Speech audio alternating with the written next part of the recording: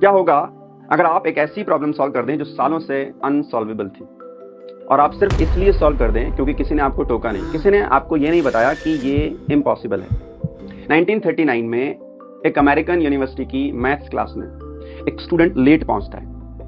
तब तक professor board पर ऑलरेडी 2 सवाल लिख चुके थे। तो स्टूडेंट ने सोचा ये आज का होमवर्क है। अब यहां से कहानी थोड़ी इंटरेस्टिंग हो जाती है। घर पहुंचकर उसने दोनों सवालों को सॉल्व करना शुरू किया, पर ये सवाल रूटीन होमवर्क की तुलना में कहीं ज्यादा मुश्किल थे। कई दिन लग गए। उसने जितने मेथड्स उसको आते थे और जो मेथड नहीं आते थे वो रिसर्च करके उस पर अप्लाई किया, लेकिन उसने हार नहीं मानी, क्योंकि उसे लगा कि ये एक रूटीन होमवर्क है और रूटीन होमवर्क हमेशा सॉल्व होता है।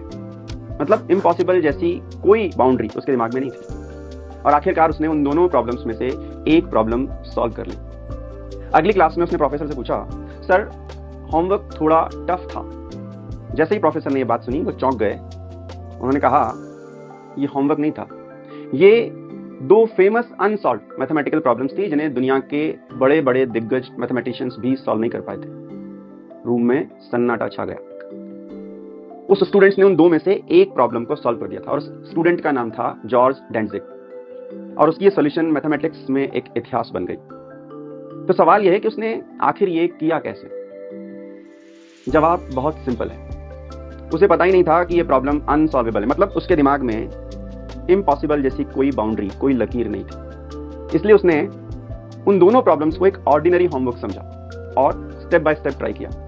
उस दिन उसके पास कोई एक्स्ट्रा दिमाग नहीं था, हाँ, लेकिन एक बिलीफ ऐसा था जो उसके पास नहीं था। बिलीफ जो अक्सर हमें ट्राई करने से पहले ही रोक देता है। अब यह बात सिर्फ जॉर्ज डेंजिक की नहीं है, बात आपकी घर की हो जाती है।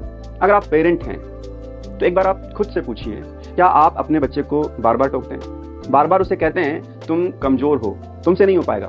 या आप उसे अपने छोटे या बड़े बच्चे से, पड़ोसी से, रिश्तेदार से कंपेयर करते हैं? हर बार जब आप ये बोलते हैं तो आप उसके दिमाग में एक इनविजिबल बाउंड्री बना देते हैं, एक सीमा बना देते हैं, एक ऐसी सीमा जो पहले कभी थी ही नहीं। 3 छोटी छोटी बातें हैं जो सब कुछ बदल सकती है। पहली, कंपेयर करना बंद कर दीजिए। पड़ोसी, रिश्तेदार, अपने दूसरे बच्चे से तुलना करने के बजाय उनसे बेटर बनाने के बजाय खुद से बेटर बनने के लिए बोलिए। दूसरा है, रिजल्ट्स पर नहीं, एफर्ट्स पर बात कीजिए। तुमने कितने मार्क्स पाए इसकी जगह तुमने कितनी कोशिश की, ये सवाल पूछिए। और तीसरा है, अपने बच्चे पर लेबल मत लगाइए। जरूरी नहीं कि जो बच्चा आज कमजोर है या स्लो है वो कल भी स्लो ही रहेगा।